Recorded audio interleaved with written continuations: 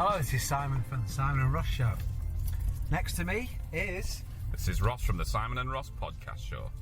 Oh yeah, I didn't say podcast, did I? No, you said show. Oh, right, okay. Like we're on prime time television. So today we're doing something a little bit different, aren't we, Ross? A little bit different. It's a little bit unique. We're currently in a car together. On the M56, of all places. Is this the first one we've actually recorded together since Ever. we started again? Yes. Yeah. So we're actually together recording a podcast. Now, obviously, technological wise, we're using an Olympus voice recorder. So you're going to be out the model then, like it's some kind of sponsor. A linear PCM recorder, LSP4. The Olympus, the esteemed and revered LSP4 Olympus dictaphone. It's an absolute classic dictaphone. You speak to anybody about dictaphone, they'll say one thing: Olympus LS324, whatever it was. It's the industrial standard of dictaphones. Wanted to record a podcast at 70 mile an hour? But we're not travelling at 70 miles an hour, are we, Ross? Unfortunately not. No, we're stuck in traffic. What speed are we travelling at now, Ross? Zeros. Zeros. Complete zeros. So we're on the way down to a stag weekend of a former guest on the show. Why are you talking like this? We are off to a stag weekend. They are on the motorway. A stag weekend. A stag weekend, monsieur. All right, Marlene. Never done that before. Can you do that? Can I do more? Voices laughing around the fields and horses. What's it like? What's it like?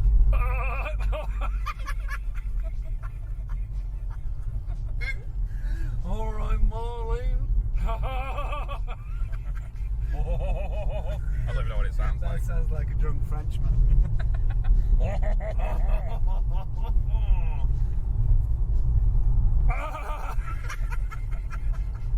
No, I can't do it anymore.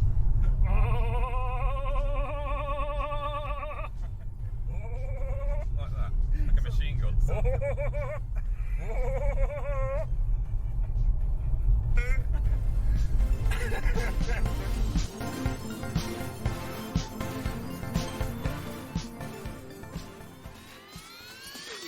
Okay. Oh, doing all right? You feel better after your run? Yes and no. Well, I think the first one's a bit of a. It's good to get it in, but Yeah. you know, I'm unfit. When he's there going, make sure you don't walk. It's like, oh, right, okay. So do I give up now? Oh, you started walking mid-run. Yeah. Yeah, you're supposed to go back into a light jog in between. I mean, it was a fast walk. It wasn't, I wasn't pottering around the Arndale Centre or anything. But It's basically like the slowest jog you can muster. Yeah, it is. That was the slowest jog without walking. Yes. Like if you were to speed walk and you get to the point where you're like, it would be easier for me to jog now. That should be your recovery pace. I was doing the wiggly bum thing that the speed walkers do, just so it looked like I was running. Dumbbells. Yeah.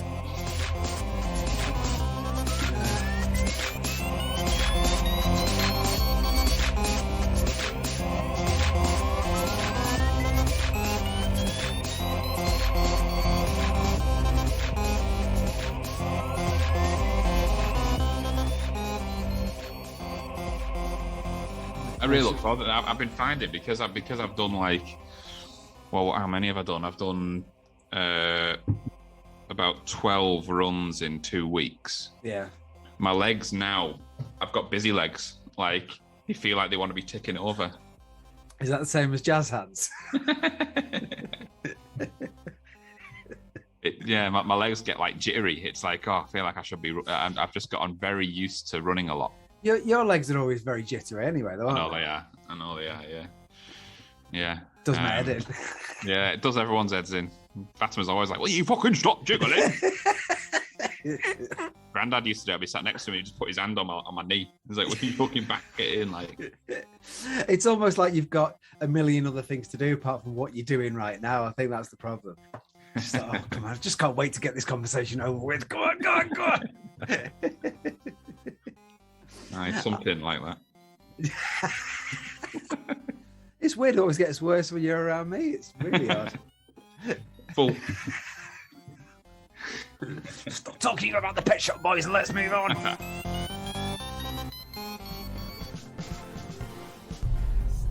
So we're on our way down for a stag weekend for former guest on the show, Lewis Spate or Spigot, and he's getting married in the morning. Oh, it's not, is it? No. No, and David Bowie's not coming either. He's getting married to a lamppost with his pants around his ankles. With his hands padlocked round it. That's what he's getting married to. Locks on lamp. I hope it's frosty, so he's got to be peeled off it as well. In the morning. So we're going to The only way he's going to get removed is if you boil a kettle and pour it from the bulb down. That's the only way he's getting off that lamppost. His bulb. Eh? His bulb. Yeah. The water will trickle from the bulb onto shaft. And that should provide enough warm lubricant to peel him off it, but it's not going to be without skin loss and burns. I haven't met either of them. Skin loss or burn. Oh. Isn't that a solicitor? Skin loss, burns and sons. So we're on it's somewhere near Swansea, I think we're going to, isn't it? We're going to a little place on the outside of Swansea, and then we'll be going into Swansea. What's the place called? Your Aberhachten Verheerwicht. Is it clear? Let's have a look. Let's have a look. Oh, we are. Caerphilly? Oh no, we're not going to Caerphilly. Oh, I can't remember. Can you do Welsh accent? I don't know, Simon. Can I do a Welsh accent? Oh, it's lovely, that isn't it? Oh, it's lush, that. It's lush, that is. Oh, that's lush. No, I'm shit at it. I remember I had a friend in school and his mum was Welsh. And she used to go, David! She used to go and knock on his door and he'd go, is David? Is he coming out? And she'd shout up the stairs, David! Your friends are here! And he always used to try and say the most awkward, the things he used to say to his mum, oh, we're so silly. He'd go, David, what are you doing? And he'd just hear from the top of the stairs, he'd just hear, I'm having a wank, man!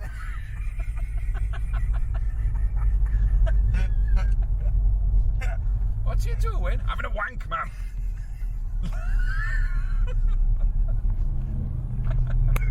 I think he was. No! Alright. No. That's coincidentally, he was having a wank every time we went to knock on the door. That's me cute. Put a middle finger up my anus, mum. Well, he's not Welsh. Oh, isn't he? No.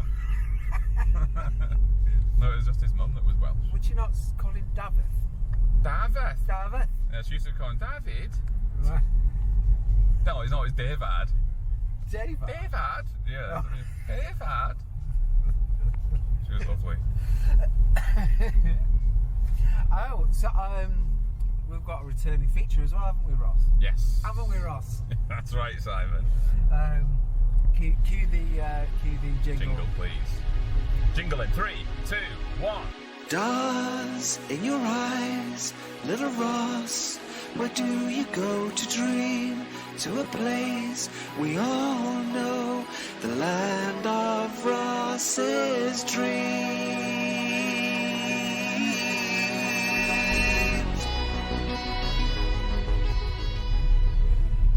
My dream this time. So this is one that I had a week or so ago that's kind of stuck in my mind. Right. Because of how graphic it was. And if there's one thing I do well, it's graphic. Yeah. And I was basically in this like bar, and this guy was kicking off. And he was like, he was just hurting people. So I was like, I need to fucking get in on this, like I'm gonna fuck him up. So I picked up a bottle and smashed it on the table, so I had half a smashed bottle in my hand. And I was like, you gonna fuck off and leave everyone alone or what? And then he turned around and smashed his bottle and I went, fucking come on. And I was like, oh shit, it might be enough more than I can chew with you.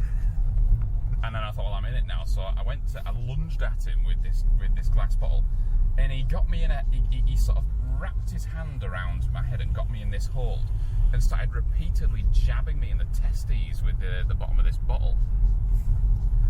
And he was stabbing and stabbing away, just into my balls. And then it was like, and then it like fast forward by a few hours, and I was picking Fatima up from work with bleeding balls. And but I didn't. Well, that's the thing. She got in. She was like, "You all right? You look a bit pale." And I explained to her what had happened, and she was like, "Fucking hell, do you need to go to the hospital? How bad is it?" I was like, "I don't know. I haven't checked." I said, "Why not?" I said, "I don't want to." So I'm just pretending it's all right, which is hilarious because there's a running joke that I don't like feeling my own testicles. I'm over it now, but yeah, there was a long time phobia of touching my own balls or having anyone else touch them. Yeah. It literally required surgery to get over.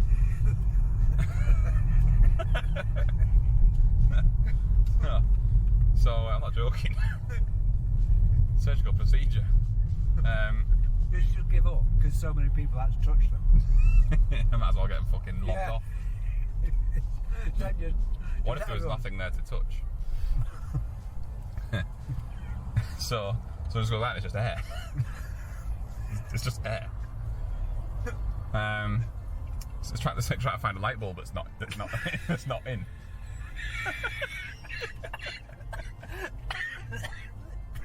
I could have sworn I changed that light bulb. Where is it? Occasionally touch the electrical Yeah. Otherwise known as my prick. So anyway, in this dream, I was like, oh, she was like, well, I think we better have a bloody look at it. I was like, right, okay. So I pulled my pants down, and it's like an operation had already been done, but it was like half of my ball sack was normal, and the other half.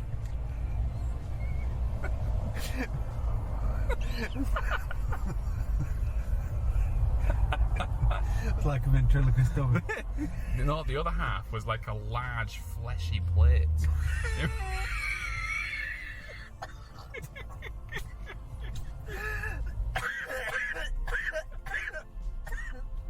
As in a dinner plate. It was like a big. Was it Wedgwood? It was like almost like a big.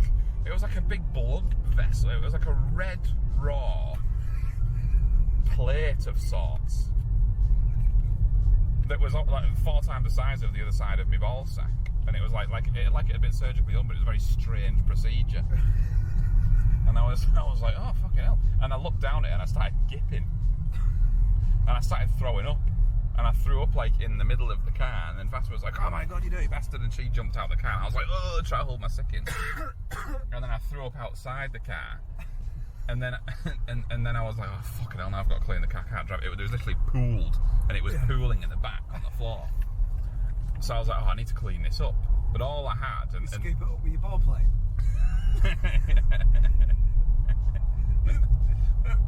No bollock hammock. It was like, and this is where like real life filters into your dreams, because I always criticise Fatima when we're cooking for using the worst utensils for certain jobs. Okay. So if we're like spooning things in where a ladle would be good, she'll hand me a fucking spatula with gaps in it, you know. That'll do. and that is what I had to clean my car. But it was all goopy and chunky. And I had this gappy spatula. And That's the title of the podcast.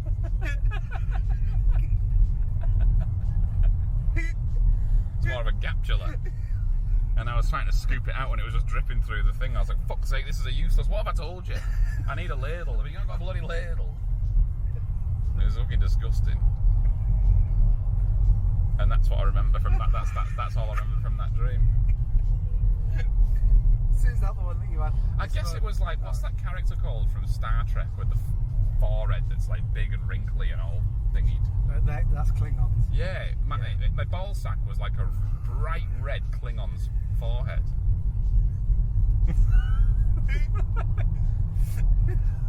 like a red raw. You call it Mr. Worf. It was like imagine a Klingon's head that's been sanded and it's just red raw. That's what the right hand side of my nutsack was like in this dream. But it was massive. It was like that's why I say a plate. It was big.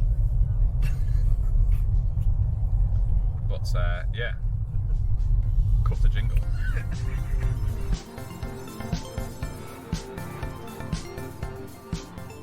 Today was the first time I got out, and I was hungry when I was running. I'm never hungry when I run, never. And after I just thought, I'm hungry. Yeah, I was had that. I was quite hungry when because we spent the weekend at Fatima's parents, and whenever we do, you eat like a king, and some amazing food, and I just felt so like full. Even when I woke up on yesterday morning, I was like, they were making eggs and bacon and mushrooms and stuff, and I was like, I just want a bowl of fruit and fibre, please. I want to shit this out in an hour. And I just didn't want to eat at all. And then before we left, we had lunch, and I did have a couple of rashers of bacon on some toast. Yeah, I just felt so. I had heartburn like fuck. But I tell you what, it must have fueled me well for that run. But before Fatima was saying, "Are we going to cook tonight?" I was like, "I don't want to fucking eat anything." She was like, "Nah, me neither." But then, after I finished that run, I was peckish. Got a prawn sarnie from Tesco, didn't I? Really? Oh, mate, prawns, my favourite sarnie. Oh no! Prawn mayonnaise sandwiches. Oh, how could you eat that? Fucking lovely. What's Simon Parker's ideal sandwich? Is it a Plochman's? On a Sunday morning. I was beef and horseradish is like top level, isn't it? Yeah, it's pretty top tier. Yeah, so you have to go there occasionally. I don't know. I sometimes I get the just ham one occasionally just because it's cheap. I used to love the ham and mustard ones. Yeah. From Zeno's. Yeah. I thought, do you know what? If you go in sort of mid tier, Marks and Spencer's, then the 3-bean wrap I used to like from there. Oh nah, fuck that, mate. You eat prawns. Yeah, but mate, I eat veggie stuff all week. Like I don't. When it's just me, I go for meat or fish. I get enough beans throughout the week. Various forms. So I am sick of beans. Just give me some beef. Give me some prawns. Every Gusto box comes with a variety of tins of beans. For black beans, cannellini beans, fucking you name it. They're in there. I think ultimately, everyone's favourite sandwiches are the Christmas sandwiches, aren't they? No. No, what? No, Sorry, prawn boy, what are you saying? Prawn is Christmas all year round. No, I don't go for anything like that. I don't go really for festive food away from the Christmas dinner. I only tend to go towards the sweet stuff. A Christmas pudding sandwich. So right, like, like the German biscuits, like the floured gingerbreads and what do they call them? The Leberkusen. Yeah. I love that sort of thing. On a sandwich. You drop the sandwich. I'd still eat it if I dropped it. But I don't mind a turkey and cranberry, but I never get some people wait for the festive slice at Greg's. I don't like anything like that. Oh no. Savoury Christmas ingredients have got to be of quality for me. Yeah, definitely. So I would never get a turkey and cranberry sarnie from Sainsbury's or anything like that. No, I wouldn't. You're missing out, Ross. You're missing out. No, I'll just go for prawns, mate.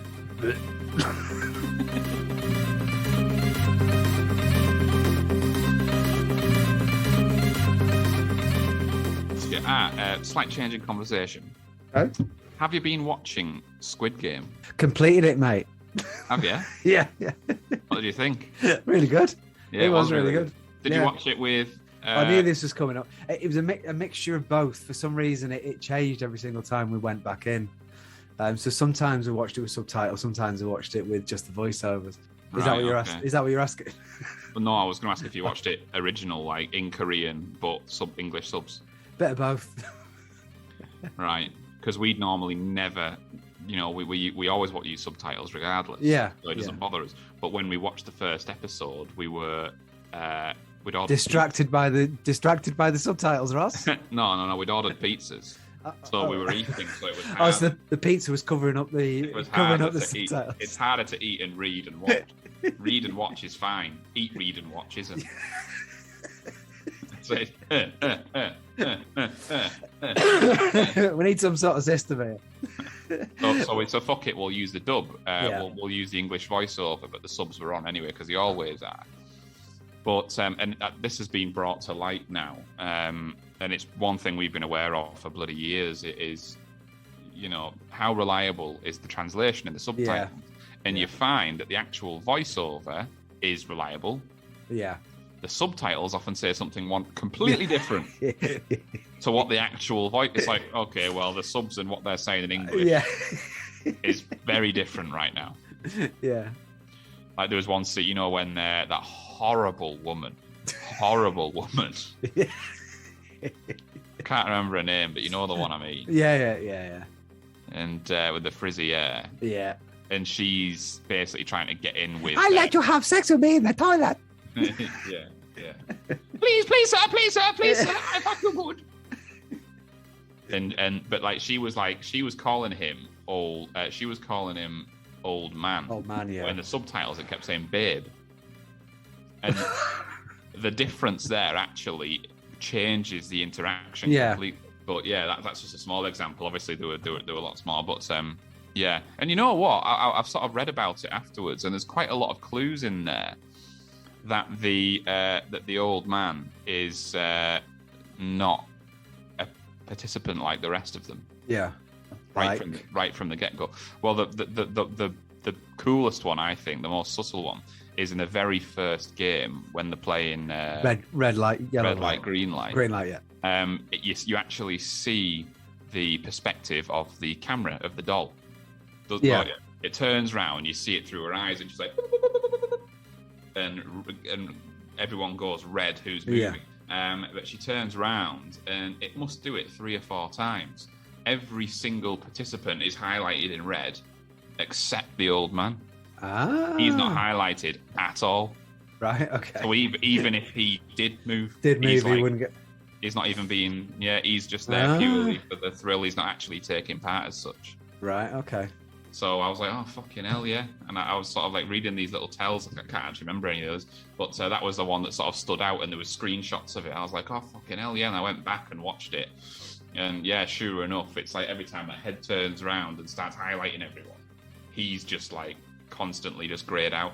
Right, okay. So they're like, just ignore him. He's just there for the crack. Like, I'm going to have to go back and watch it again now, aren't I? But mate, how hard was that episode, man? Oh, episode 6. Yeah. When you knew, like, Ali, bless him. And I was thinking, are we going to lose the old man? And then when they split off into teams, it was like, are we going to lose the old man and Ali? Yeah. This is going to be hard. And you know that guy's a bit of a knob. Yeah. And it's weird with him because he sort of wins you over every episode, doesn't he? You think, oh, he's actually all right. And then he always does something at the end of it. You go, oh, can't even remember his name now. But you'd scream at the television thinking, oh, I believed in you. And now you've done it again. Yeah. And I never quite understood this whole...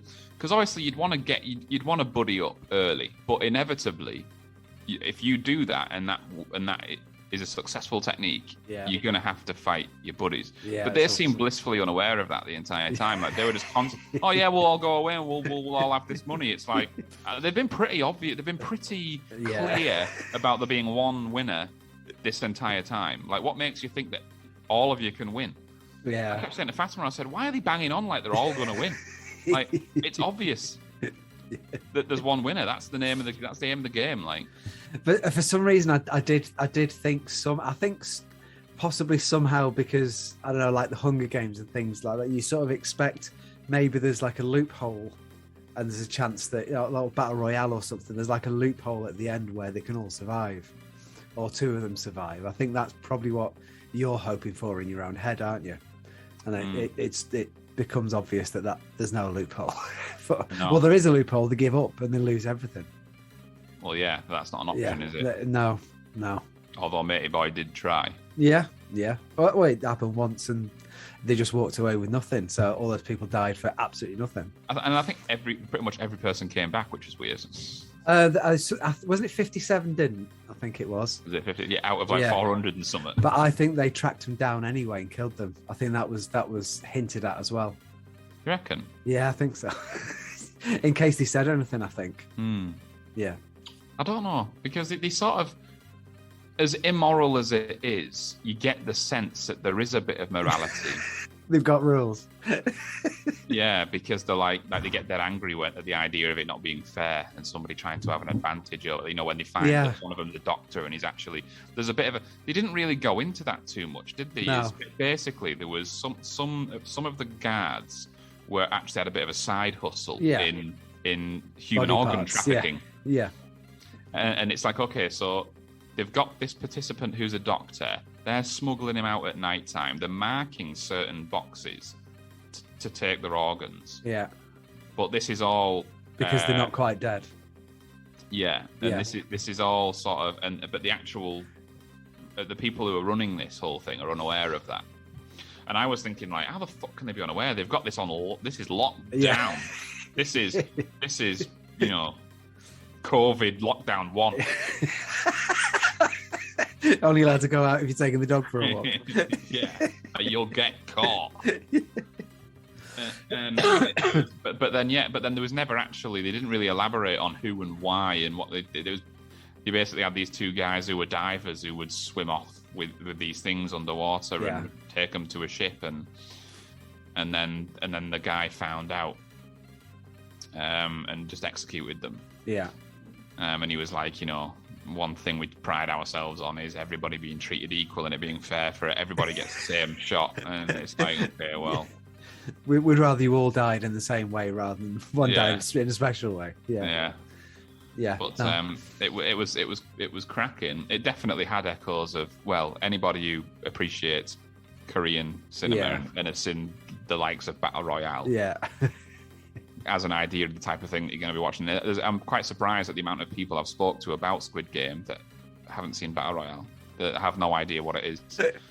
Because I think the Squid Game is basically, it's gone down as like one of Netflix's most successful launches. Yeah, I think it was, yeah. And the uptake on it within the first week has been bigger than any other series. Anything else, yeah. Definitely. Which is interesting because it's not many do that are not English speaking. No. But yeah, I've spoken to loads of people about it, and I'm like, what have you seen Battle Royale? And I'm like, what's that? I'm like, Or it really annoys me when people say, it kind of reminded me a little bit of the Hunger Games. Get to fuck. Yeah. I've never seen the Hunger Games. But, have you not? No, I could give two fucks. I think you would love it, Ross. You would absolutely love it. You should watch it. What turned me off is the author pleading ignorance to Battle Royale. I'm like, get to fuck. Look me in the eye and tell me you know. Who the fuck are you trying to convince here? I've got an idea, guys, right? There's a group of people, right, and they've got to destroy, like, a piece of jewellery. But the creator of this piece of jewellery is trying to find it, and if he gets it, he's like an all-powerful, baddie. Yeah. And he's got armies and legions of demons, and they've got to throw it into a fire. It sounds good, but I'm sure I've heard that idea somewhere else before. That sounds very much like Lord of the Rings. Yeah. What's that? Fuck off.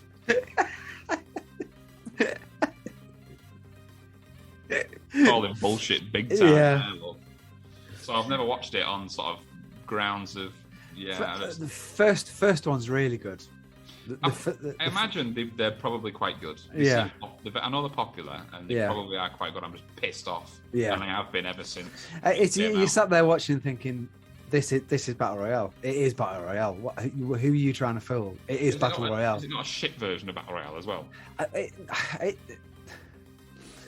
It's actually done. Gritty. It's terrifying. It's a tiny bit more wholesome, but people do get messed up. So they don't shy away from it. And I think the only thing they did wrong, really, and it isn't. I've read the books as well of those, so they follow the books quite faithfully.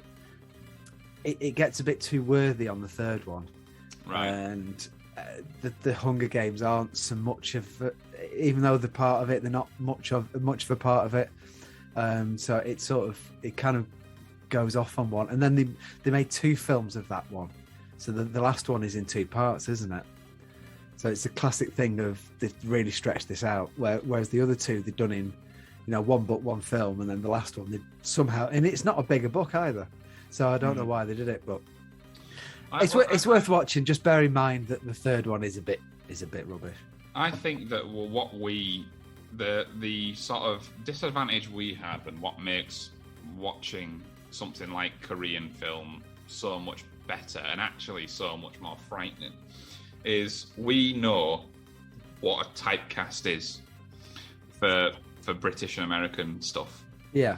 So we can recognize the types of characters that are going to be in it for the people who are going to die soon, the people who are going to last until the end, the people who are going to, and you can see them because the typecast. And it's like, well, I understand these character stereotypes. Yeah. So already, and it's because we're sophisticated viewers of film. Everyone is. It's like The Walking Dead when they go on a mission to go and get some food, and there's 2 guys you've never seen before. Yeah, exactly. Like, well, they're dead. They're dead already. Bob and Ted from the garage. Yeah, we definitely need to take. Well, they're suddenly in a meeting and you've never seen them, and they volunteer to go. It's like, you're dead. You're dead already. Yeah. But with Korean film, we don't know who the stars are. We don't know and they tend to be. I feel like they're a bit more. It seems to be a bit more anonymous in the types of people that play, because your main character isn't anything. He's actually, like, he could quite easily, I mean, he's your main character, so you could assume that he's going to make it. But as far as all of the others, it was like, I'm not too sure, who's going to. And Battle Royale was so good because they were all unknowns, they were all really young, and this class of kids who were in this room, and when they get the numbers called out and they run up and they get a bag thrown at them and then they run out the room, it was like, holy shit, it seems so much more real because there aren't those stereotypes. We don't know any of these actors. Well, you know, if they'd remake Battle Royale, the lead boy would be Tom Cruise, so you know he's going to survive right to the end. Tom Cruise playing a 10-year-old. Yeah. At least I could film him from the top. An honest perspective. Yeah, they wouldn't have to make him look shorter because they'd all be kids, so it'd be all right. Taller, I mean. But yeah, and like the girl would be, I don't know, Anne Hathaway or something. So you'd have Tom Cruise and Anne Hathaway. So Han Hathaway? Anne Hathaway. So you know that them two would survive. So exactly. the mystery's kind of gone, isn't it? Whereas with the Korean ones, and I suppose, ones where they do use new actors and things, you're kind of not sure which way it's going to go.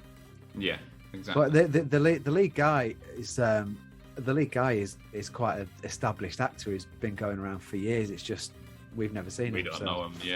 Yeah. And the girl is a supermodel in Korea, so she's quite famous. The really quiet one, the one that lasts until the end. Yeah.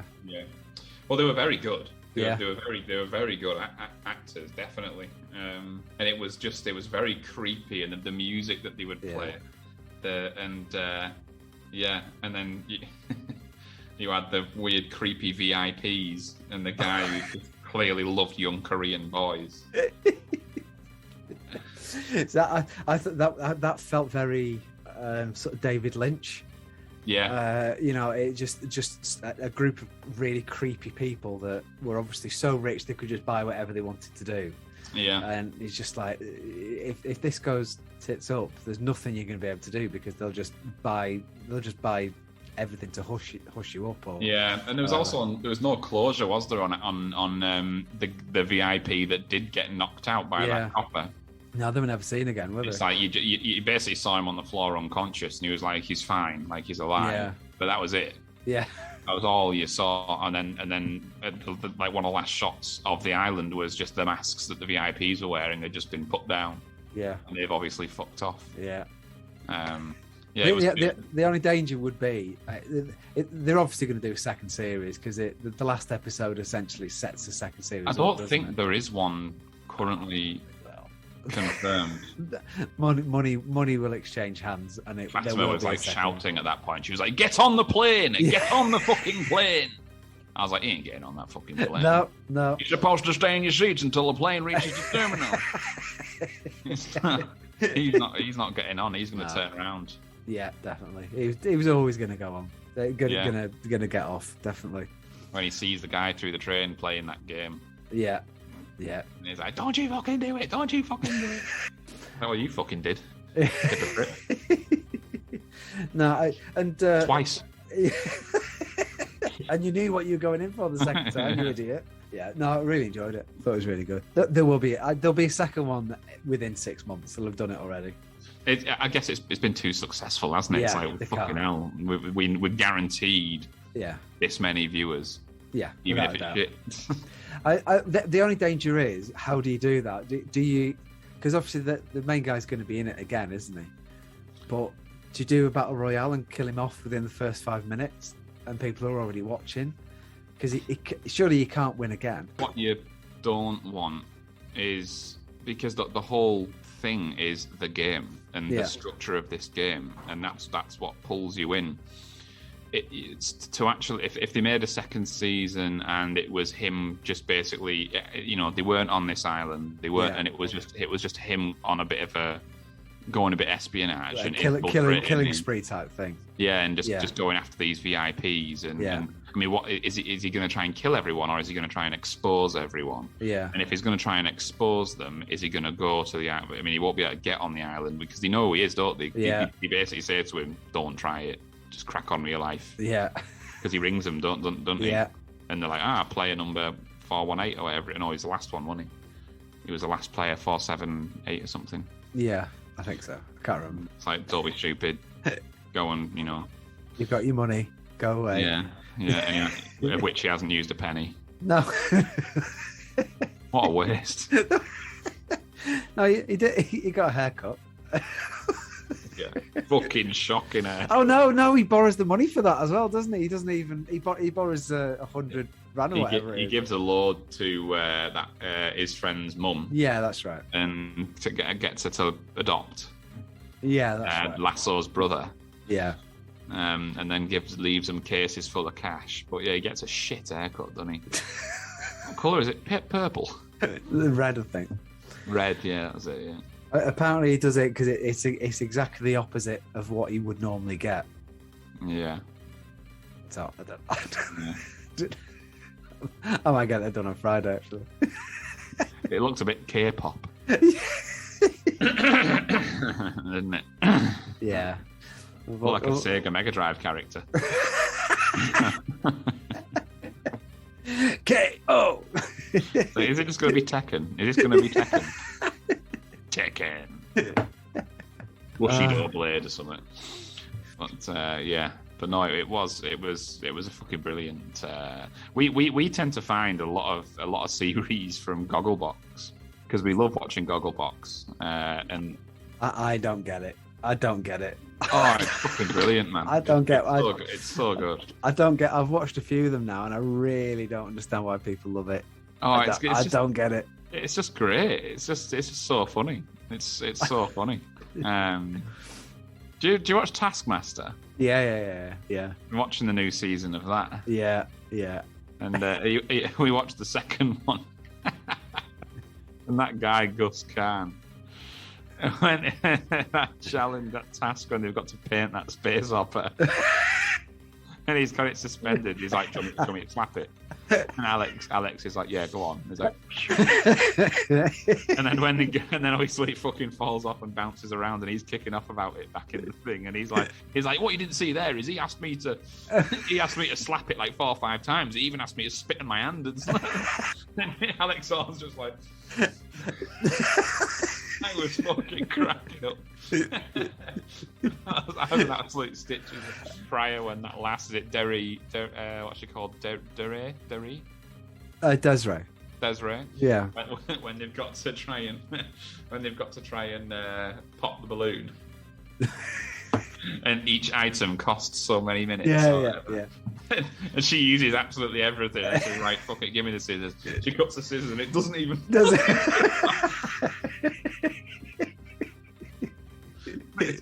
I love watching Alex Horn's reactions to stuff when he's there. I think he's absolutely amazing in that. Yeah. Alex Horn. He's so good. But even because I think actually the last season's characters were better. Like the characters, you know, the participants. Yeah. Because I was looking, I was thinking, Yeah. I mean, I think that David Mitchell's missus is boring as hell. Yeah. I don't know who that Desiree is. No. Morgana, fit, but don't really know who she is. Alan Davis can be a bit boring as well.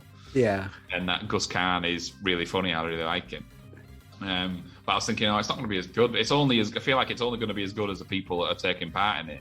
I think you warm to them as it goes along. You do, yeah. Every single series you watch, and you think, oh, I really missed the last people every single time. But then about 3 episodes in, you're like, no, this is just as good. This is just as good.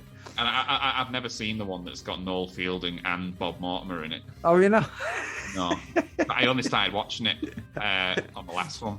So I mean, have you've not watched any of that? I've missed the best ones. I think you have. Because I think that I know I've read that like some of the season 3, I think it might have been, was supposed to be one of the best ones. Yeah. But but no, I haven't seen any of it. I've only watched the last one with fucking hell, who was it? Oh, it was Mike Wozniak. The bit where he ruptures his anus. It was like, what you heard there was the sound of that actually travelling down my anal canal. It's like, that must have been quite... Is it still out? Is it still... Oh, it's an absolute casserole down there.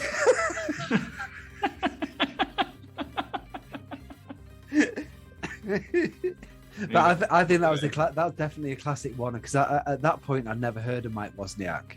I knew he was a comedian. I know he'd been in a few things, but not much. And I'm still not that keen on the lady. I can't remember what it is, the blonde girl that was pregnant. And Johnny Vegas can be a bit hit and miss as well, can't he? He wasn't on that one. Wasn't he? No.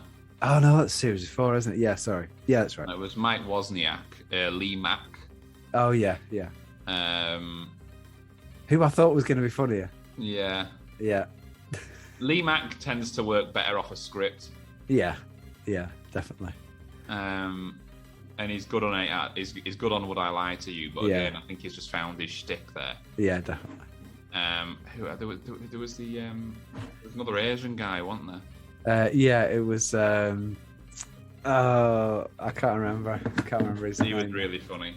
Yeah, but no, I think you definitely do. You definitely warm to them. But you have me. I must watch the Bob Mortimer series once every 2 months. Oh, really? Yeah. I know there'll be some moments in that that'll have me in bits. But yeah, I need to. Well, Morgana from this series was in House of Fools with Vic and Bob. Oh, right, okay. Which is where I sort of recognise her from. But she's quite funny, actually. Yeah, she is quite funny. I thought that tasting one when they had like 5 bags and they had to identify, and she was like, well, I'm going to go for option B and blend it all, but then started picking through the bin anyway. Yeah. And just look at it. And then she was like, Alex just pretty much does anything they ask him to. Yeah. So she's like, will you taste the blended mix? And he was like, do you want me to? He goes, yes. Okay. Nearly throws up.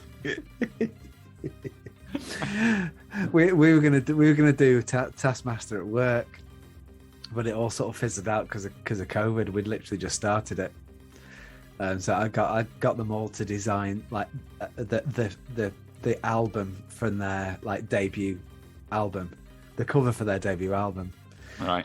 So I got them all to send me them at work individually. Nobody had seen any of the other ones, and then COVID happened, and we never did anything with it. I bought 300 ping pong balls for a task. Really? Oh, we'll have to do it between us. I'll try and figure out a way of doing a podcast on.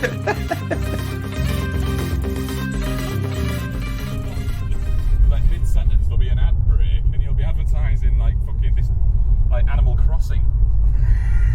You know, and he'll be like, she was found multiple stab wounds.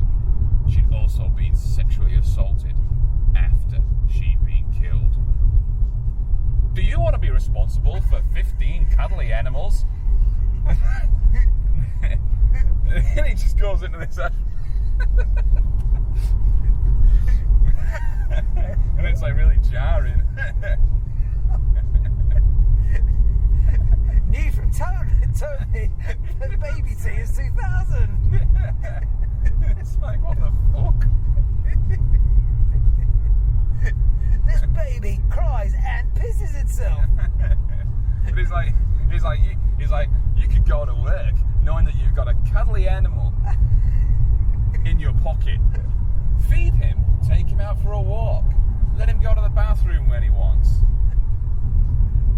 All in the new Animal Crossing on the Nintendo Switch. And then it'll go, this episode contains crimes against children. And then he'll crack on with this scene, and it's like, I don't know where my mind is here. 1 minute I'm fantasising about having this virtual leopard in my pocket that I can feed throughout the day when I've got some downtime at work or in the office or on the go.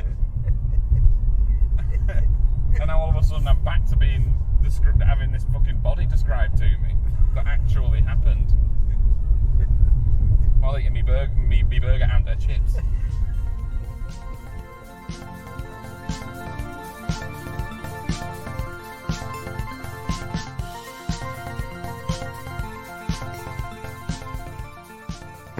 We've been travelling for...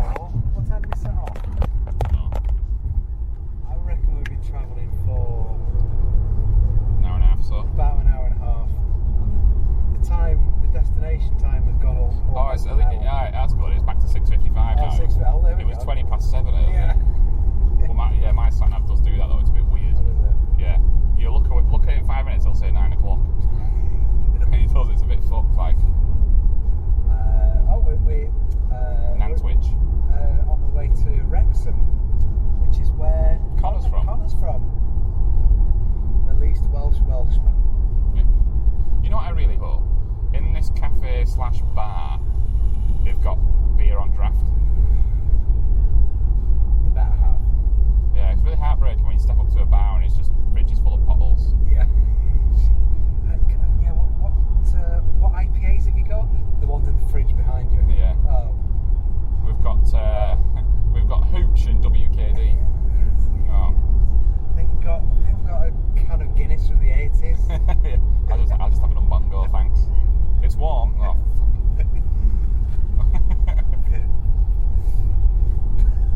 That's never seen the Congo.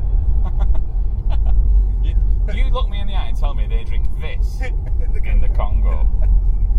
Fuck off. Wrexham, mould, and ear over the goat.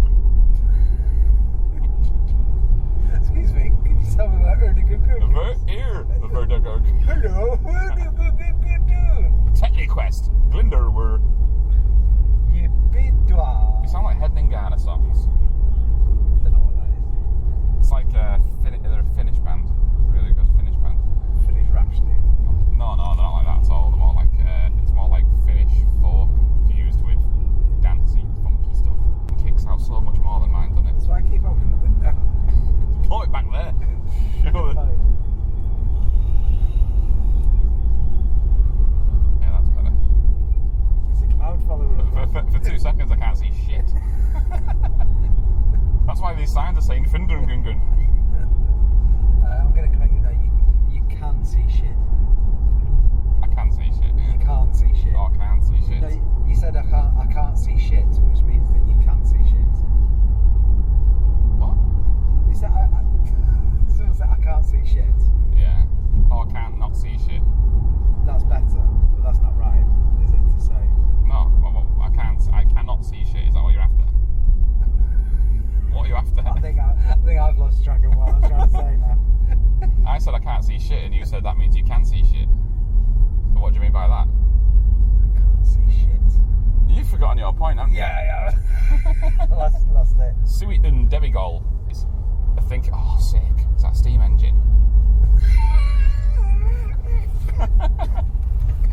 Fire engine! It fucking is. That is a thing of beauty, that. Look at that. That is wow. Nice, that. That is the Norman E. Bots. Historic steam engineers. Sweet. See how Ross easily gets distracted with the steam engine. I love the steam. Just give me some steam. Dum dum dum dum dum dum dum dum dum dum dum dum dum dum dum dum. Step back. You were half a bar early there. No, I was right. No, you weren't. I was going off the conductor because the conductor's always half a bar early, isn't it? Where's the conductor? What? Can you see the conductor? I can't see shit. He's on the steam train. Step back.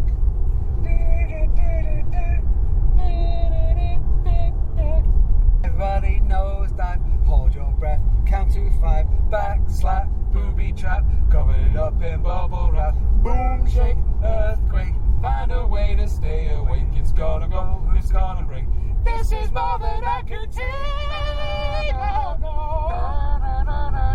oh yeah.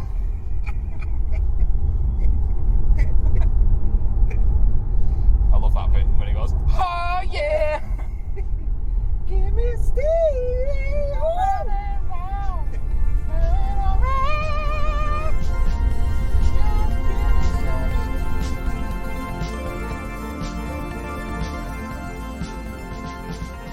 Dare I ask, have you started reading any more books of late?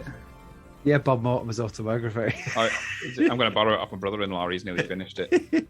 Yeah, I think I've got about 50 pages left. Yeah. Is it good? Yeah, it's really good. It's not the best written in the world, but it's funny. Oh, he's not a writer as such, is No. he? He's not an author. You can tell he's written himself. Yeah. Yeah, I'm going to read that. As soon as my brother-in-law's done with that, I'm going to read it. If you finish it before Lou's wedding. Yeah, I'll bring it. Yeah.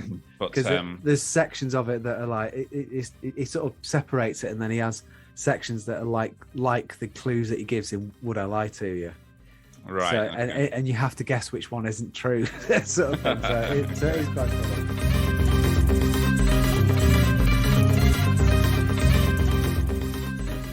No. Dog's farted. that's horrible. Grim. It's horrible. Dog farts are bad, aren't Oh, they? she's just lying there feeling sorry for herself. She's obviously just farted to get my attention. She knows it. She Yeah. It's registered, hasn't it? She's like that.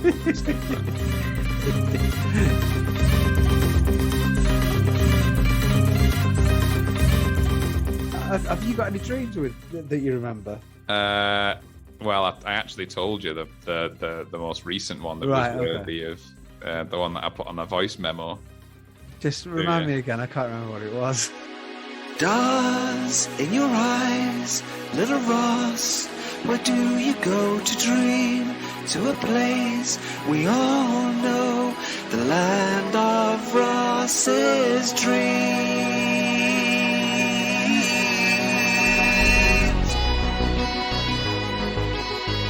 Basically, I in this dream, I went to jump over something, and fucking jumped like 20 feet distance. I was like, "Whoa! How the fuck did I do that?" And then I did it again. I was like, "Christ!" It was like superhuman type distance, Yeah. like jumping. And I was like, "I wonder what else I can do." And I found that I could fly, Okay. but I had to really concentrate, otherwise I fell. So I was like flying, and I'd be like flying for like 5 seconds, and then something had come into my mind that would distract me, and I would fall and hit the floor. Right. So I was like, right, I've got to find a way to focus and learn how to do this properly. Yeah. But I also wanted to keep it a secret from everyone because I didn't want to be a freak. So I was like, this is just going to be for me, this. Like, if I need to fly, I'll fucking fly, you know. But I'm not going to tell anyone and become a bloody science experiment, like. Anyway, so me and Fatima were driving, and I witnessed an accident. Right. And this car had flipped over on the side of the road. Yeah. So I pulled over, ran out, and there was 2 people stuck in this car. So I picked the car up above my head, and these 2 people were able to climb out. Right. And then I put the car down. They were like, "Fucking hell, how did you do that?" But I was trying to pass it off like I was just strong. I was like, "Oh, it's not that difficult. It's like, you know, standard overhead press, really." And they were like, "Is it fuck? Like you just lifted? What the fuck? How the hell did you do that?" You know, it was like a young couple of them. Yeah. I was like, "Oh, don't worry about it. Anyways, I've got to go. You know, I've got somewhere to be. See ya." So I got in the car and Fatima was looking at me like, "How the fuck did you do that?" I was like, "Oh, it's no big deal. Christ, it's not even that heavy, you know." It's about momentum. It's momentum. I ran at it and lifted at the same time and didn't even feel it. It's from the back. I lifted from the. Anyway, so we carried on driving, and then like some time passed, and I was going into this shop, and this lass that I rescued was stood outside this shop waiting for a partner, and she was like, "Oh, you're that guy who's," and I was like, "Yeah," and she was like, she said, "I haven't been able to stop thinking about you." She was like, "I really want to be with you." I remember it now. And I was like, "No, I'm married. Sorry." She was like, "Well, if I leave my partner for you, will you leave yours?" I was like, "No." And she was like, "Well, what about if we just have a threesome? Me, my partner, and you?" I was like, "No, it's still a no." And she was like, "Well, I'll tell you what then. Can we just go back to my house and I'll toss you both off?" So I said, "Okay, fine." So we went back to this house, and all three of us were lying on the bed, and she was in the middle of us, and she was just doing some skiing, and she was just tossing us both off, and I felt really uncomfortable.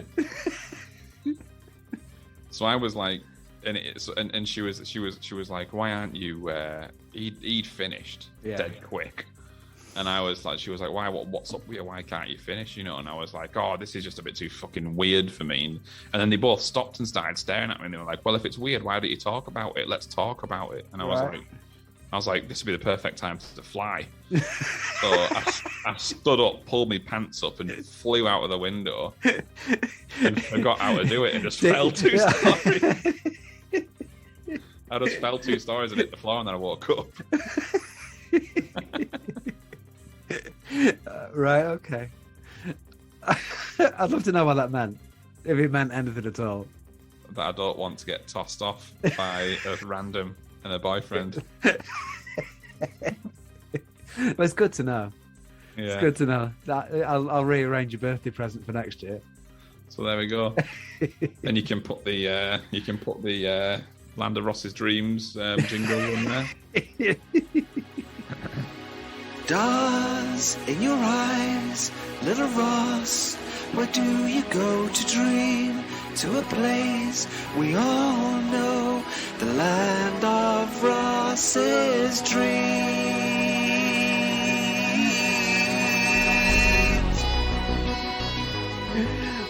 I can't remember my dream that I messaged you, so I'm just going to put it at the end. I remember it very well. Can you? I'll play it now. So here you go. Hi Ross, this is me from the past, Simon, your colleague. I know I should be writing these down, but I literally had it the moment I woke up, and then I had to have a shower, and I'm on my way to work. So, me and you. That's me, it's in Simon from the Simon and Ross podcast, and you, Ross, from the Simon and Ross Simon and Ross podcast. Simon and Ross podcast are on sort of like a Orient Express, but that goes from, I think, Manchester to York. And it's a 3-day train journey. And bit of backstory, even though it didn't happen, the train driver, the train conductor who checks the tickets, beat me up whilst checking for tickets the previous day. Even though we don't see this in the dream, it happened. So, and what basically happened is my nose got inverted because he punched me so hard, and it's fine now. I've got photographic evidence on my phone, which may become useful later to know. So the second day we were travelling, and we were sat in the dining car, and he comes and checks our tickets. Now he doesn't see me in the corner, but he sees you and doesn't remember you from yesterday. So he decides it's your turn to get beaten up. So he tries to attack you, and he gets you in like a chokehold, and it looks like you're in a lot of trouble. So I come out and wrestle him to the ground, and he looks at me. No, he says to you, if Simon's not around, you're getting it today. So I grab him, throw him to the floor, and punch him in the face. And I'm trying to invert his nose like he did with me. And somebody asked, what are you going to do to the train driver? And he says, I'm doing nothing. I'm owed this because I did it to Simon yesterday. So he just lets me do it. And somebody asked for evidence that he did it yesterday, and I show them pictures of my inverted nose on the phone. What happens at the same time is my phone gets inverted in the same place. So my phone has a hole in it, but still works perfectly fine. I leave the guy alone. He's kind of cool with both of us for some reason. We get to York, and it turns out we're on like a stag do or a leaving do. So there's a few other people that we know that are on the train. We end up going to like a restaurant, and I desperately want to go to the toilet at this point, and I keep finding places where I should be able to go to the toilet, and I can't for various different reasons. The main reason is one, everywhere apart from where the actual restaurant is like an abandoned warehouse, and it's quite creepy and horrible. So I tried to go in like this room that's just got a huge mirror across one side of it, and I just try and do it by the side of the mirror. At that point, one of Margaret Thatcher's aides walks into the room, and obviously I've got my willy out, and I immediately put it all away because I don't want to offend Margaret Thatcher's aide. So I get out of the room, or I try to get out of the room, and suddenly everyone else comes in, including you and all the people that we're with. Because it's York, Matt is there. I've got his name, Matt, that we work with, and Dave Sayers is there for some reason, but he can't stay for long. And so we're all sort of stood in front of this mirror, and included in our entourage are people that were in soap operas. So there's like people from Emmerdale. I'm talking Emmerdale Farm, not Emmerdale, Emmerdale Farm. So they're wearing flat caps, and then introduced into the room are fellow cast members that were killed off in the soap opera that the stars thought were dead in real life, and they're all confused as to what's going on. There's then a Chinese man who's walking around looking for basically why he's there, and I start talking to him and realise that he's either not all there or he's just being an idiot. So I play this game where he has to copy every move I make, and eventually I win, and then leave the room to try and find another toilet. I try and go in to a toilet, and sorry, I'm just a bit blocked off by a bus. I try and find a toilet, and get my willy out again, and Margaret Thatcher's aide walks in and says, you can't use this toilet, they've cut off all the water. So I was like, oh right, brilliant. So I walk away and she tells me to use, they've supplied Tupperware boxes and we have to wee into those while it's not working. He said you can just use the room in there, and points another way. So I walk into this room and it's a massive room, it's like a big dining hall, and I get on my knees to try and have a wee into this box, but it has like a weird sensor on it that it only lets you keep the box open for a little while and then automatically closes, and there's warnings on them to not put your willy in them to try and, because it basically cut them off. And then someone walks past me and says, oh, that's how I make all my onion barges. Well, I'm in there, so how can you, I look at someone else and they say, what's the relevance about onion barges and willies that are chopped off by polystyrene? And he just said, that's what they're made out of. I'm like, right, okay. And I look back as I'm just about to have a wee, and then actual Margaret Thatcher walks in the room, and I look back, and I quickly get my penis out of this box so it doesn't close on me, and then get turned into an onion bargie. And the room is absolutely packed. And there's a coffee shop in the toilet area of it. It's really weird. I can't exactly remember what's happening there. There's loads of people in the queue, including Vic Reeves. Vic Reeves is in there with his brother. I don't know if he has a brother, but it's his brother who basically looks like him, but it's got a weird child catcher bob haircut. So it's like black with like curtains that goes round.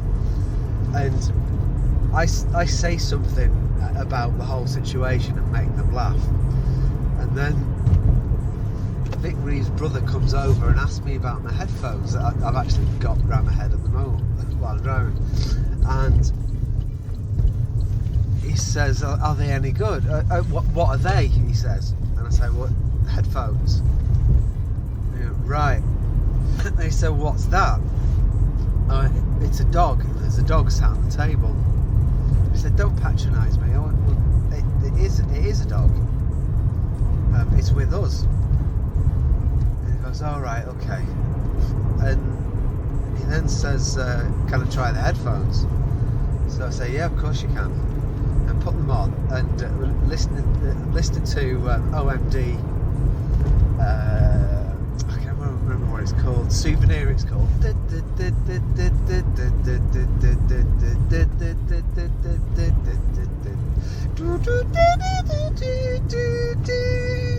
That one.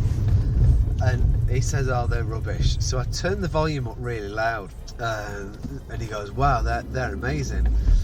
What's that? And he points at my phone. I thought, it's my phone. Right, okay. And he said, should it be doing that with the screen? And I look, and it's still inverted from before, as you might remember. And I said, no, it's not really. And then, so what I try and do is push it from the back to try and get the inverted bit out. And what I essentially do is break the integrity of the whole phone, so it still works, but is like jelly. So it just can't like keep itself together, but it still works. And then I turn to Charlotte and say, I think it's time I get a new phone. And she went, yeah, so do I. And I said, well, can I get £300 towards it? And she says yes. And then I woke up. Bye. Right, you talk about it because I can't remember any of it now. Well, the bit that stuck out to me first of all was the dick barges. Like you put your penis in this thing, and that's how they make onion barges. But then a group of people came in and like it was like Margaret Thatcher or something. And you didn't want everyone to... No, you haven't. You were trying to have a piss, weren't you? And you didn't want everyone to see your knob. So you put it in this thing and someone was like, oh, like totally dead familiar with the technique you were using. No, that's how you make onion barges, you know. Oh, is it? That one had loads of... That's a proper dream, that. Because it had loads of fucking random elements. That I remember... It's like I said to you, I remember thinking in the middle of the dream, this is a weird dream. Because it just kept changing. Every time I go through, even mid-room, the room would change into something else. I seem to remember there's a bit where I'm stood in a toilet and the toilet sort of turns into a coffee shop. And there's people just queuing to get a coffee and I'm there in the toilet. It's really weird. Yeah. Really weird. Yeah. Quite an intense one. There was one. You've just jogged my memory. Then actually, you stood next to me in the cubicle as it turned into a coffee shop. There was one. That was it. There was one that was really frustrating, and it what you just said then reminded me of it, because when you can't get your head around something and you start getting a bit nervous because you're like, I'm having a shit here. A minute ago it was a toilet. Now I'm dumping on the Colombian beans that you got to pay an extra £1 for in Starbucks. And I had this dream. This was a more recent one, only a few nights ago, and I was at a gig, right, at the Direct Arena, right. We were supposed to be seeing Simon and Garfunkel, right. Okay, and good to see those guys back together. Yeah, and I got these tickets, and Fatima and I sat down, and the seats were shit. It was like, I mean, the thing is, you can sit anywhere in the first direct and it's fine. Like, obviously, some seats are better than others, but, you know, you can see what's going on wherever you sat, really. Yeah. But we were like, these seats were like, they don't even exist in reality. You couldn't see fucking anything. Right off to the side. And I was sat there and I was like, waiting for the show to start. And then all of a sudden, people were like, oh, that was amazing. You know, that was so good. And I was like, what's happened? And everyone was leaving. And the gig had happened. And the seats were that shit. I didn't even realise the show had been and finished. So I was like, oh, getting pissed off and that. And then people that we knew were there and they were hanging around and they wanted to get pissed and they were talking about Simon and Garfunkel. And I was like, fucking, you don't even listen to Simon and Garfunkel. And I got dead annoyed. I was like, fuck this. Well, I was like, we're fucking going, yeah. Yeah. So we leave and a mate of mine was there and I had to get the car. And the car was in this car park close to the arena. So I said but Fatima was like, I haven't got time to walk all the way to that car park. It's quicker for me to just go home on my own. And I was like, right, okay, well, I need to get the car, so I guess I'll see you at home then. Right. He was like, fine. So she fucked off, and my mate was with me. My mate Brad, that I grew up with him. So if you're listening, Brad, you'll fucking like this. So anyway, start going towards this car park, and I thought I was in it. I was like, "Where's my car?" And then Brad was like, "Oh, this isn't the right car park, I don't think." I was like, "No, I don't think it is." Well, what fucking car park was it? And I'm looking on Google Maps. I'm like, "Oh, it's another one over that way." So we go over that way, and it's not there either. And I looked, and I was like, I had a tracker on my phone to tell me exactly where my car was. Right, so I went there, and when I got there, the tracker had moved. So I looked and I was like, now it's telling me my car's in the fucking first car park we went to. And he was like, well, it will be then. I was like, well, what the fuck? Like, we were there and the car was not. So we went back and the tracker had moved to where I was like, what is this fucking doing my head in? And I was like, right. And then I had it in my head that if it was like a mini game, it was like, if I can get from there to there in this amount of time, I know my car will still be there before the changes. So then I started running down these stairs and it's multi-story, got outside and I could see the car park. And I could see the roof rack on top of my car. Right. And I was like, there it is, fucking go before it moves. Let's go. And then I was running across this main road and all of a sudden this big tidal wave came streaming through the streets and started washing us away. And I was grabbing onto these lampposts. I was like, fucking hell. I was like, gotta get to this pissing car. Everything is against us. Managed to get through this. We were like swimming to get to the side of the road. And then I was in this this corridor.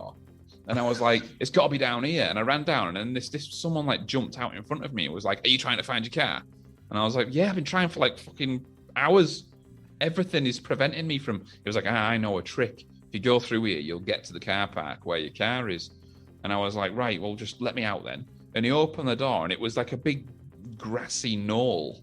It was like a slippery grassy knoll with a tunnel at the bottom of it. And then Brad was like, oh yeah, if we slide down here through this tunnel. I was like, of course we've got to slide down a hill and go through a fucking tunnel. Yeah. And I remember in this dream, I was like, it's like a fucking video game. I was like, why was there a tidal wave? Why have we got to slide on our asses into that tunnel just to get to my car? How do I get to my car?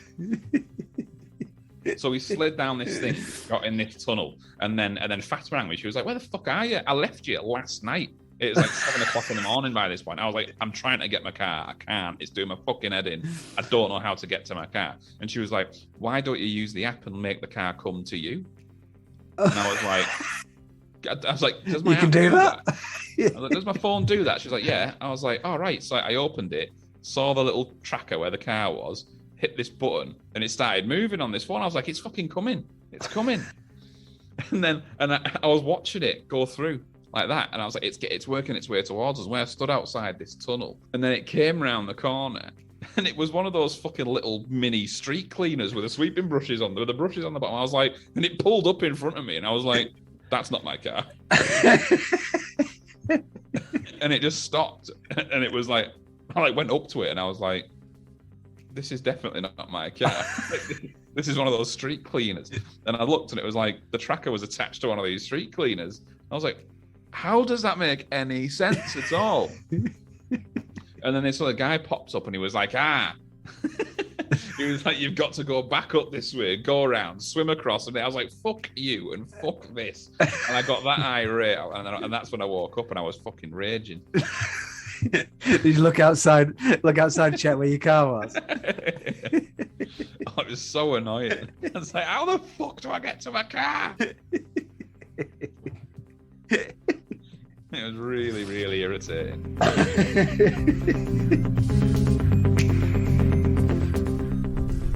Yeah, what am I? It's a bit like 20 questions, only you get an unlimited amount of questions. And if I say, Simon, what am I could literally be anything in the world. I could be a person, a fictional being, an inanimate object, a mythical object. I could be literally anything you can think of. Right, okay. As long as it's something that is known. Yeah, I can't just like make shit up. Right, okay. Yeah, and all you can ask, you've got to ask questions, and I can technically only answer yes or no. So is the game to do it in the least amount of questions? Ideally, yeah, but it's wide open, so I'm not asked about how many questions it takes. Right, okay. Like, I'm not counting how many questions you've asked. So can you think of something now? Yes. Right, go on.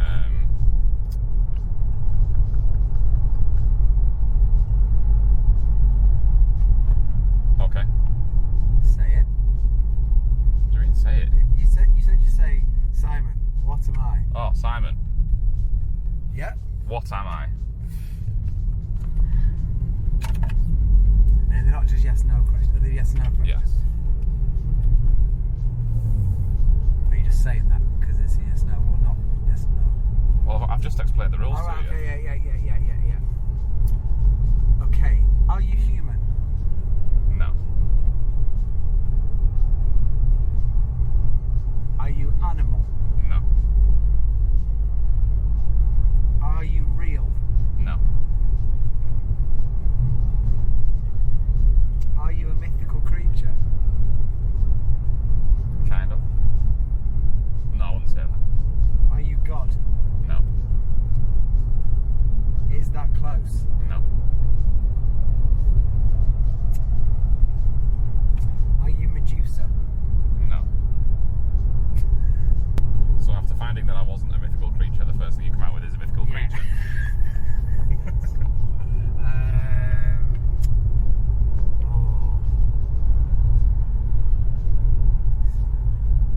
Problem is, I've forgotten some of the answers that you gave me already. You need to just start asking big questions, man. Right. What's the point in it all? Simon's just taken a leap out of a moving vehicle.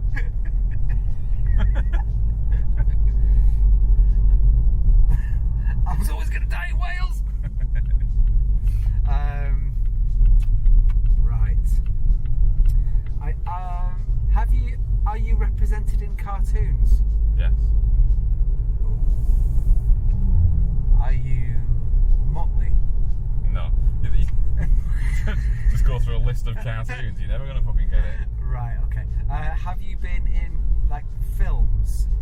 Yes. Right. Are you a Warner Brothers cartoon? No. Are you a Disney cartoon? Yes. Are you the Lion King? No. Was that close? No. Mickey Mouse. Are you Mickey Mouse? No.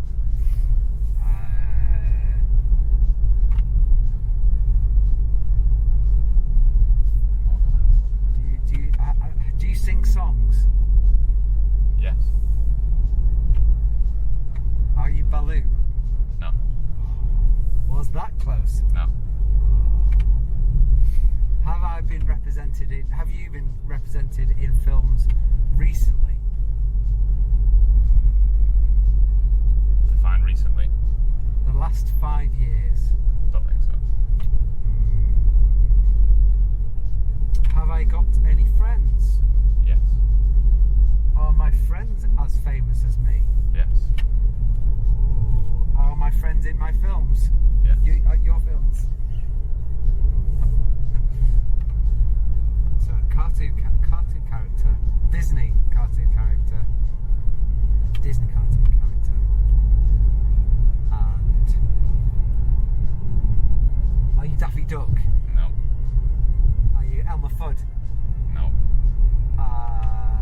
You're just gonna go back to Warner Brothers then. Oh shit! Right, okay.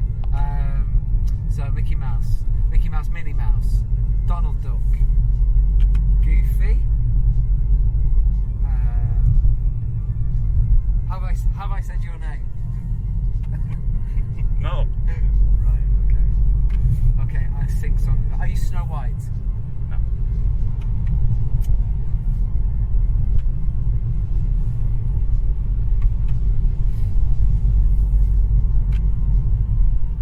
Am I based on a book? Are you based on a book? No.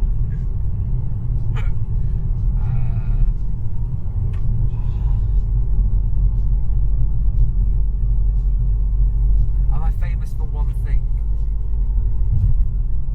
Are you famous for one thing? Why can't I get to grips with this? It's you. You're the character. So do I need to change the game to what are you? What is you? Who are you? What is you? Are you famous? Is there one thing that you're famous for particularly? Yes. I can't find that out, can I? No. Right. 6 songs.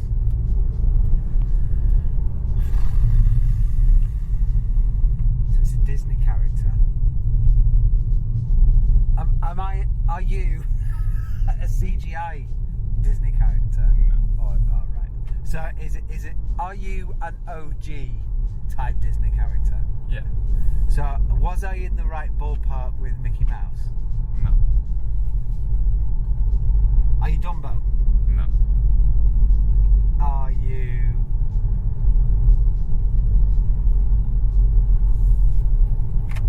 Winnie the Pooh? No. Oh. Are you not allowed to give me any hints whatsoever? I can do, yeah. No. You're allowed, you're allowed some clues if you want. Can I have a clue, please? You've already named the protagonist in what I am featured in.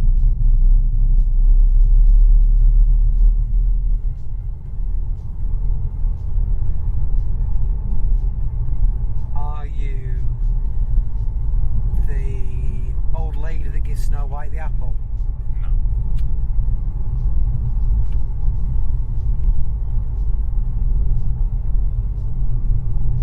Are you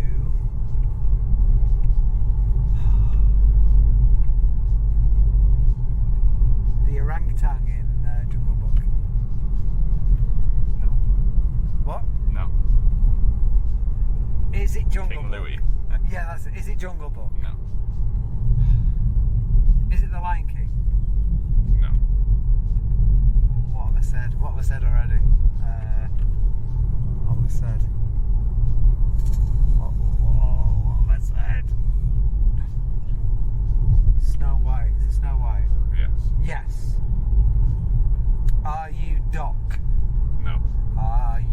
sleepy? No. Are you dozy?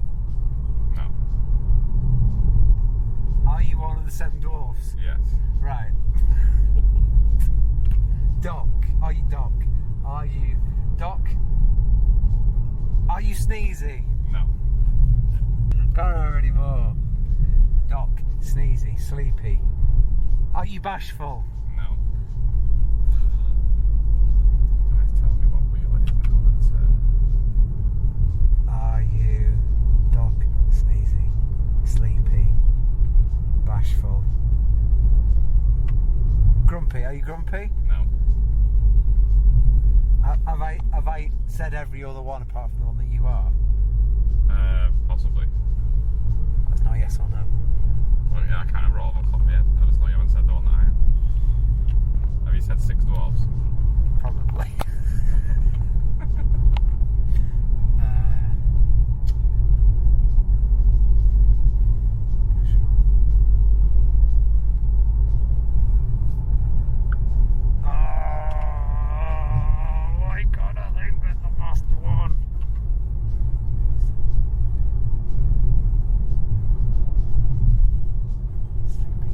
Happy? No.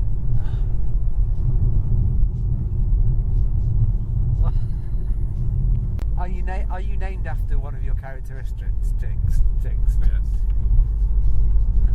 What is that? No.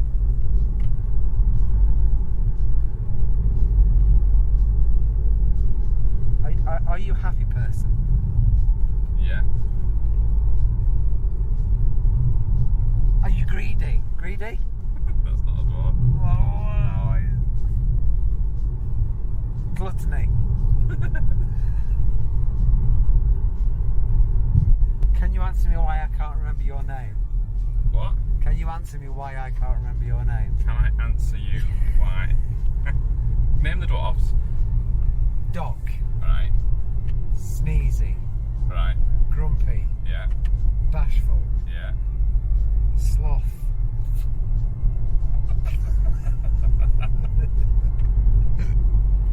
Harry, Ron, Hermione.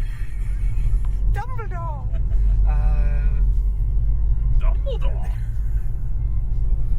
Sleepy. Bashful.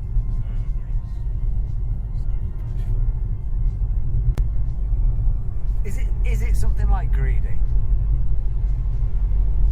It's E. What? It's E.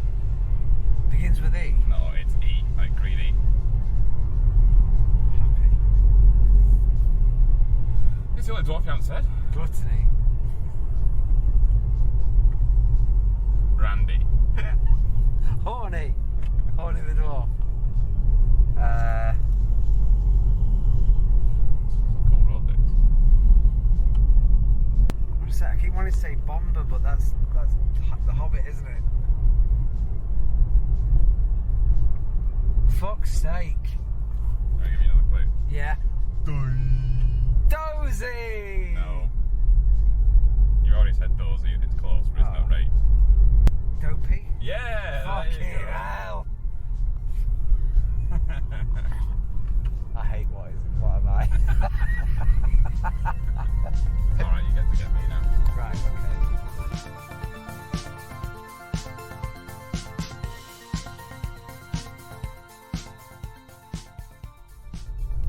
Hey,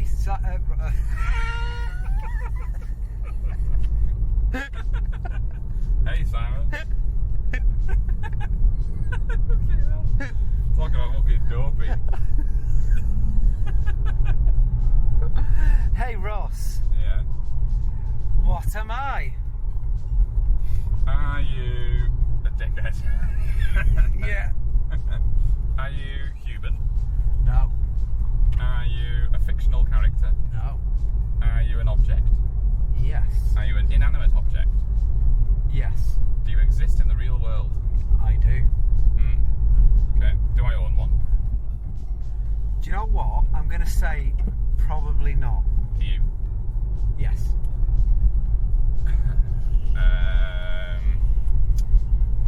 Are you electronic? Yeah. Are you plug in or do you take batteries?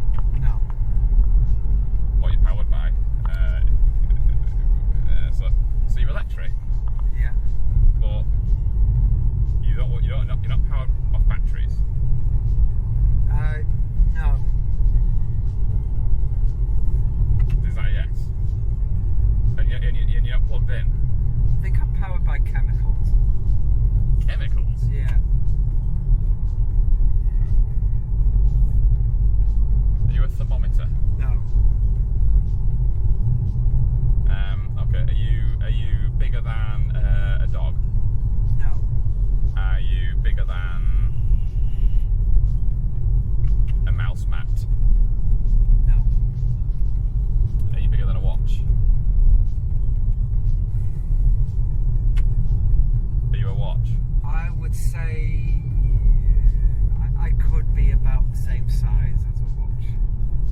Can you buy me an Asda? Sometimes, not always.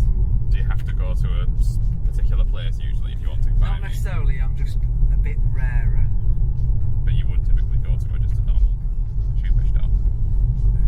Probably not. Maybe a little bit more specific. Do people tend to order me online? Probably now, yes.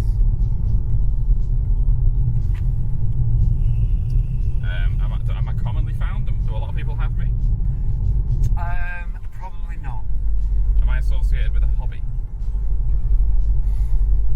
Technically, there could be some things that you have. Probably not you specifically, but potentially it could be used in some hobbies. Am I expensive? No. Do I cost more than a fiver? About a fiver.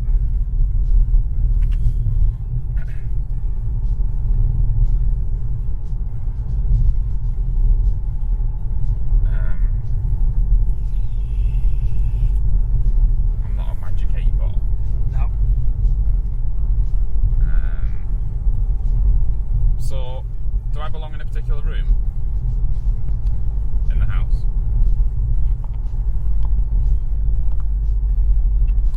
No. Find me anywhere. Am I usually brought out to would you show me to people? Like, oh, look at this. Probably not. Unless I mean, if I was in a room with me, I'd probably show it me. But I don't think anyone else would find it interesting. Alright, so I wouldn't find it interesting. Probably not. You kind of go, oh, at best. It's powered by chemicals that's throwing me. Is that bullshit? No, it's not bullshit. I'm just not 100% sure, but I think that's true. And I can be about the size of a watch, cost about a fiver. Yeah. I'm just trying to think, what I'd say lengthwise the size of a watch, widthwise slimmer. So I'm longer than I am wide. Yes. Am I some kind of pen? No. Am I...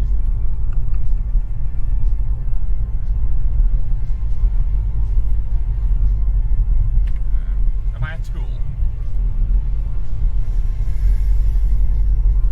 No. Do I have a specific function? Yes. And I'm built for that thing, that one thing? Yeah.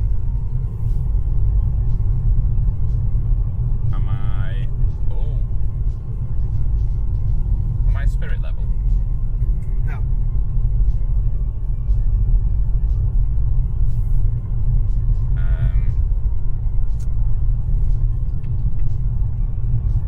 Would you use me for... I'm trying to think how to ask this question. What would you use me for?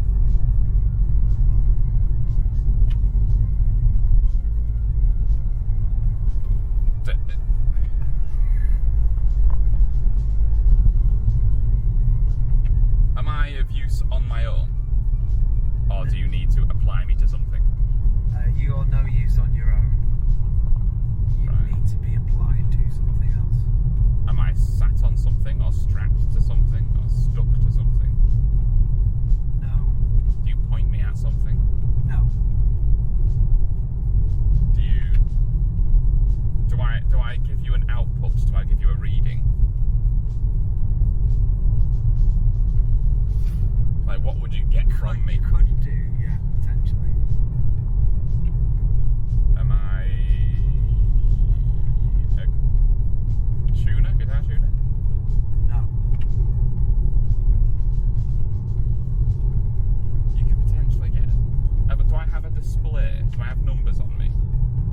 No. Do I have... So I'm like that. Like...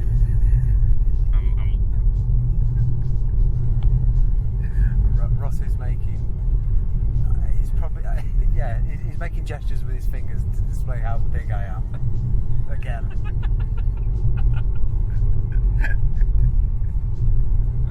Small fish. You said, and I don't have one. I would say probably not. I'm shit at this thing. Am I DIY related? No. Do you use me? Do you use me for Lego? No. Do you use me for music? I would say not. Potentially, but that I don't think that'd help you. Do you use me for one of your hobbies? I'll say yes. Do you use me regularly? Potentially yes. Do you use me more than once a week? We're still talking about the game.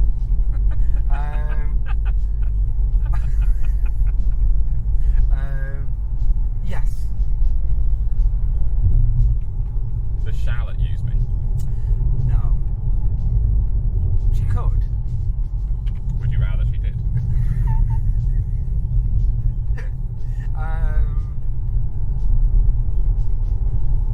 No, it'd be nice if she used it a bit more.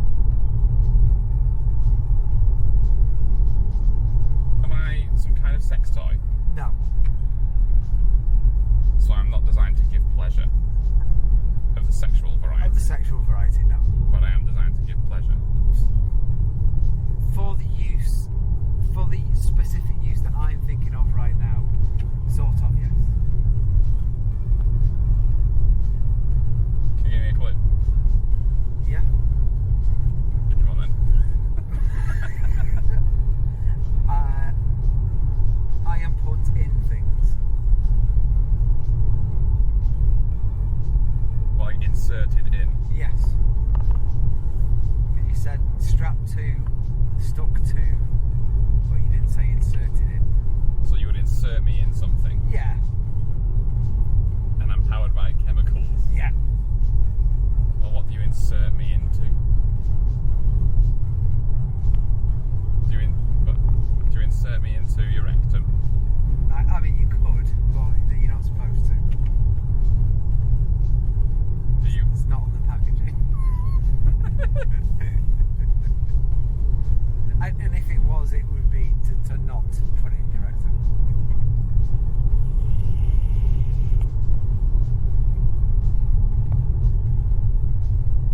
What am I inserted into? Am I inserted into a computer?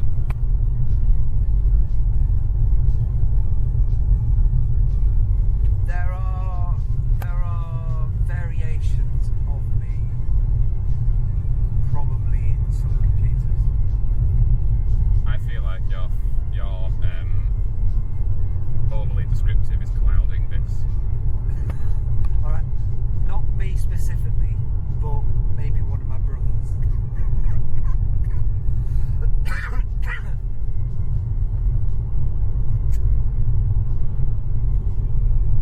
Am I? So I don't check temperature. Not directly, no. So I'm not like. Am I a probe? No. So I'm not a meat probe.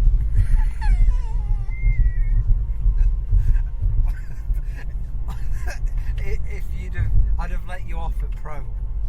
You didn't have to be that specific about a different kind of probe.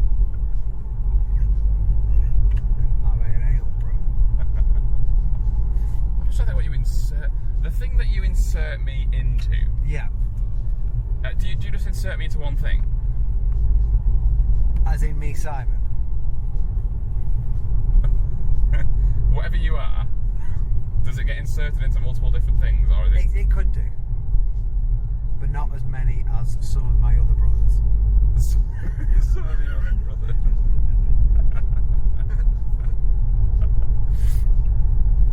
Okay, now what the fuck? Some of my other brothers, you'll use all the time. But me specifically, you personally probably wouldn't use that often. If you even have one in your house. But I'm not edible. Absolutely not. So you're talking about, related products. Yeah, my brothers. Your brothers. Can you am I in the Argos catalogue?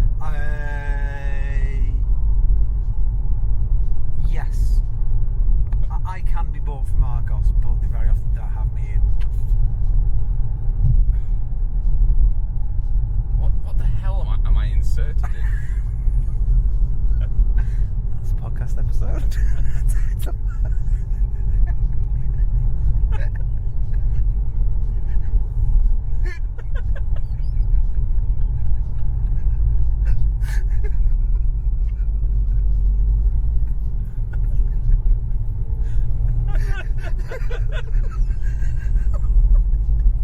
I can't drive. It's a pullover.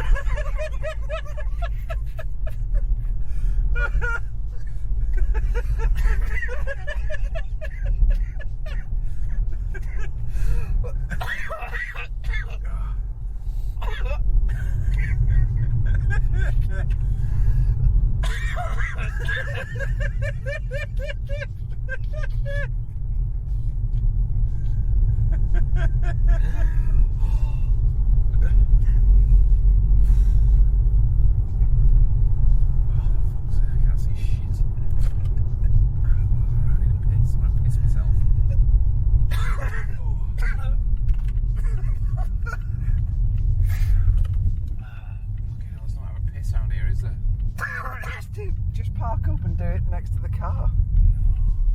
Too busy, man.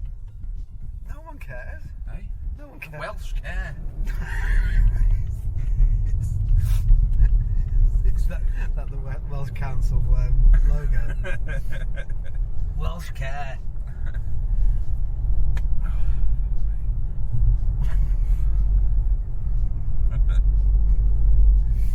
He's doing the same, but he's having a shit.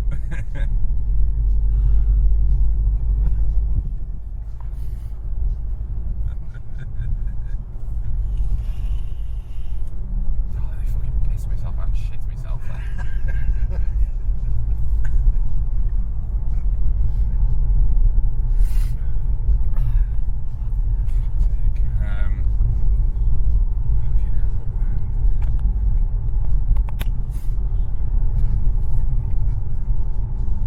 It's just this, like, so the thing that you insert me into.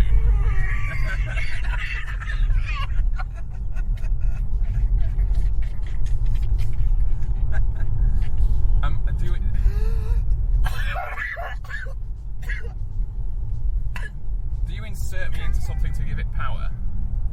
Yes. Am I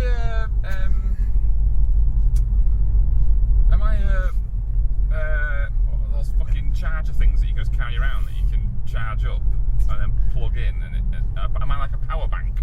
No. Am I like a USB? No. What's my connection like?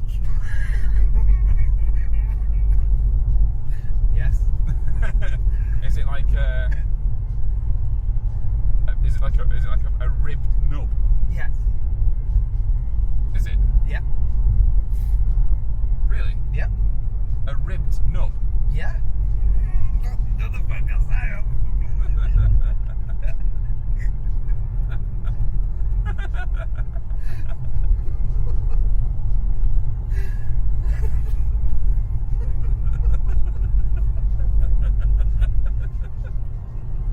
I'm gonna fucking crash this car. I can't see. No.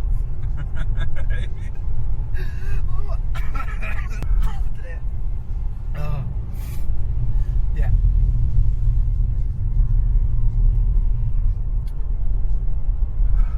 Fucking hell, give me another clue.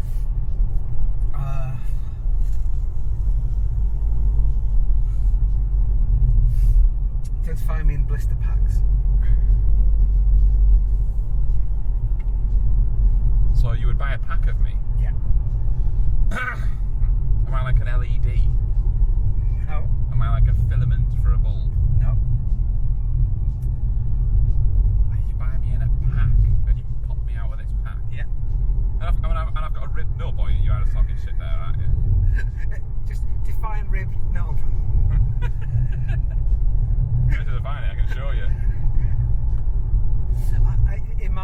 and I have a rib nub.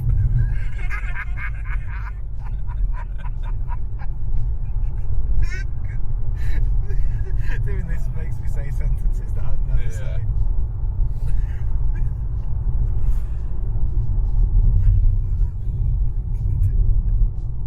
Define rib nub. Blister packs. It's still like the chemical thing. But you were saying I'm electronic. Yeah. And I'm in blister packs. Yeah. Is this something that you've been building with Smitty Boy? No.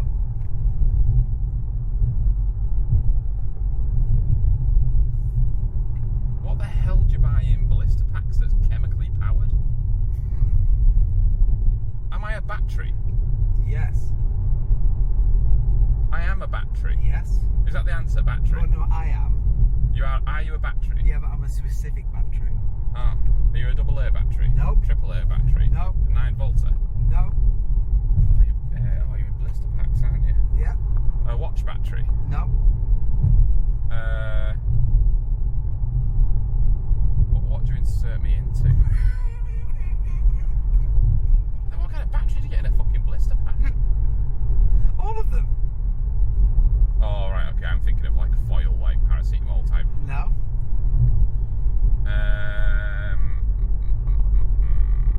Am I a camera battery? No. But you said if you showed me it, but you wished Charlotte would use it more.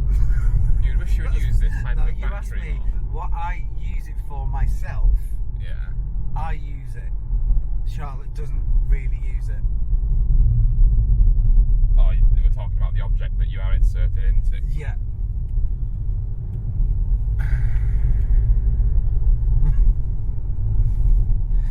You were very close with your first few guesses. Double A, triple A. Am I an L56? Stick with your first ones. Double A, triple A, 9 volt, single. Is there a single A? Go the other way. Double A, triple A. What, quadruple A? Correct! I'm a quadruple A battery. I can't even picture a quadruple A battery. Exactly. Fucking hellfire. It's in my remote from a stereo. Oh, right, okay. It took me about 3 weeks to find somewhere that found it. Argos do sell them, but I've never got them in stock. Right. So I had to order it online.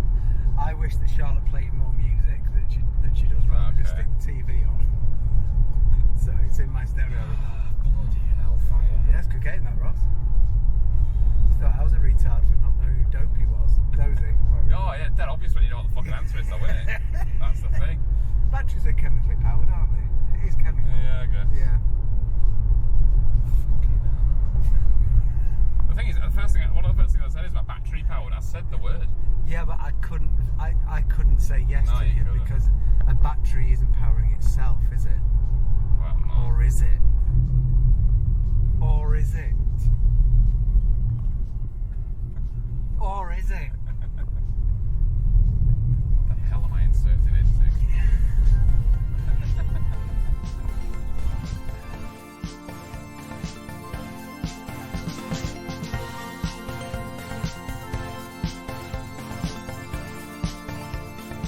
So thanks for joining us. Hope you enjoyed that little special extra show there for you.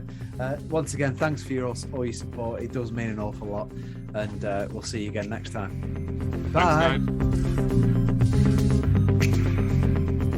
We talk about Halloween at all? We weren't going to. We abandoned them. Did we? All right. Okay.